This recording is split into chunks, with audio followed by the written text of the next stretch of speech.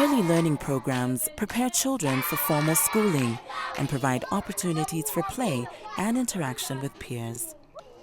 Early learning programs complement and support the family to promote development and learning, while also reinforcing social and citizenship values that are important to the community. The children who participate in the early learning program attain skills such as increased mental alertness, body strength, and better social skills.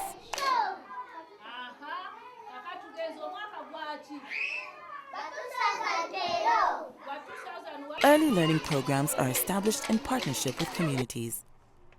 Parents contribute ideas, labor, and materials, locate space, identify volunteers to teach the children, mobilize other families to enroll their children in the program.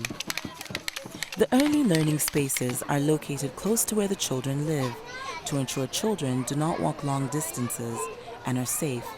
Where possible, space can be shared with the primary schools where children are most likely to enroll after the program.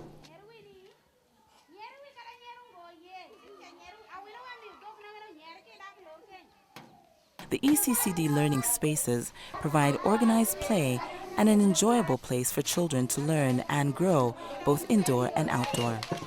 It involves creative routines, materials, and interactions that offer children experiences that encourage communication, discovery, movement, messy play, and the values of playing in groups and as individuals.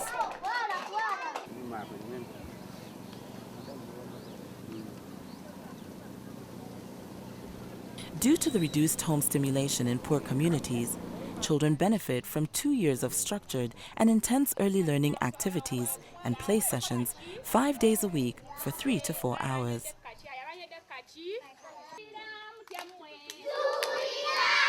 During enrollment, first opportunity is given to children who are the neediest and are at the right age. These include children from families identified as the most vulnerable, children who are late to enroll, or children entirely missing out. For instance, all 5-year-olds in the community who are not enrolled in any early learning program will have to be considered before space is opened up for 4-year-olds. Communities can be encouraged to set up play groups to meet the needs of the 3- and 4-year-olds that may not be accommodated.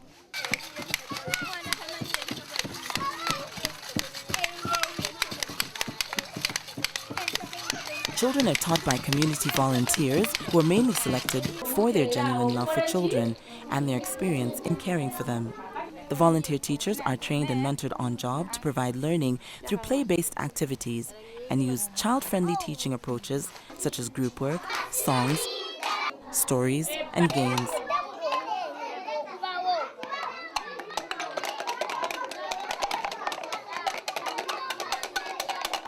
Children are organized into groups of 25 to 30 children per class per teacher.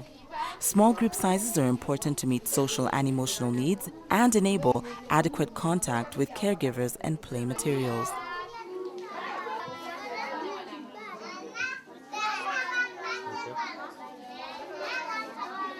Children learn using all their senses and by experimenting with objects.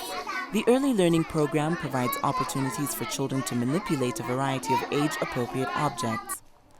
These involve smelling, holding, climbing on, touching, tossing, throwing, tasting, dropping, pulling apart, and putting together. During these processes, children begin to understand more about their world as they explore objects and discover what they are like: round, hard, sticky, smelly, soft.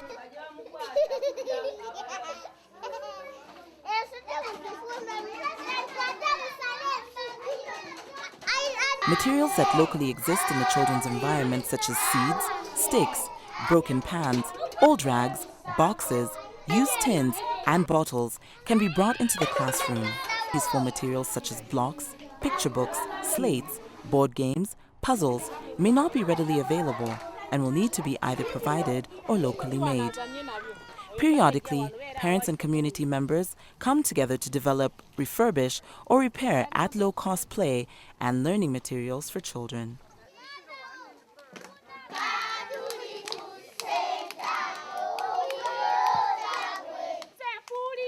Every daily classroom routine starts with a greeting where both teachers, carers, and children sit in the morning circle, which should always start on time and sets a friendly and familiar tone for the day. The teacher greets each child by name, reviews the attendance charts, and expresses concerns for their absenteeism. The teacher will then identify the child of the day and invite the child to lead the happy greeting song. After the song, there's a calendar activity and weather chart. Literacy skills are vital to a child's future. They enable them to express themselves and listen to others, building their communication skills, including pre-reading and pre-writing. Children are taught to build their language skills through news sharing, journal writing, drawing, storybook or storytelling, and follow-up discussions, rhymes and songs to teach concepts. Importantly, alphabet activity is focused on the sound of letters, not chanting, and children are taught to write and recognize each letter. The importance of play-based activities on developing good problem-solving, thinking, and creativity skills cannot be overemphasized. Corner play is a time set aside for free play in indoor and outdoor, building skills for choice, imagination, and socialization. Children's self-selected blocks, puzzles, games, storybooks, and art, or choose the imagination corner in a house, store, cars, and animals, or the water and sand play area. The teacher is able to observe children and play and talk with them in a conversational way. This teaches the children to have respect for their play materials, as well as to learn how to play well with other children. Outdoor games in a safe and healthy environment are a fun and healthy way to promote skills for various bodily movements and exercises through a combination of organized games with rules and free play. It also teaches children to take turns and share, and gives the teacher a chance to observe and correct any aggressive behavior. Math is a great way of enhancing creative thinking, problem solving, and pre-numeracy skills. Children are taught to count objects accurately to 20. They learn sorting, ordering, and making patterns. They are shown how to solve addition and subtraction using simple objects such as sticks, rocks, dice, cubes, and seeds stored in individual bags. Math games, songs, or rhymes keep the children engaged.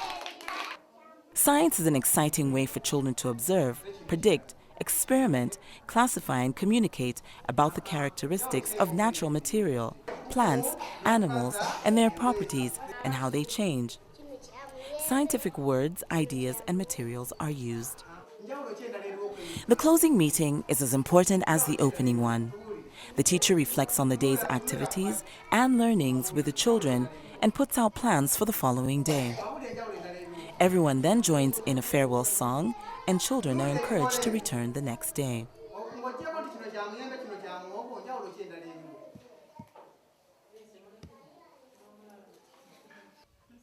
Parent representatives constitute the School Management Committee, which oversees the day-to-day operations of the early learning centers. Center management committees are very important for management and leadership of the ECCD centers.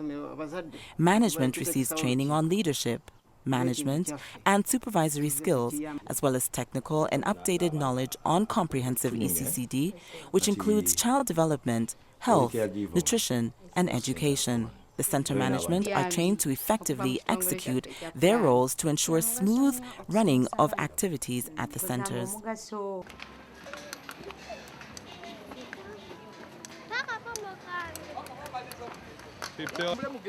Parents are always welcome at the ECCD centers. The caregivers are supportive of parents and encourage their involvement.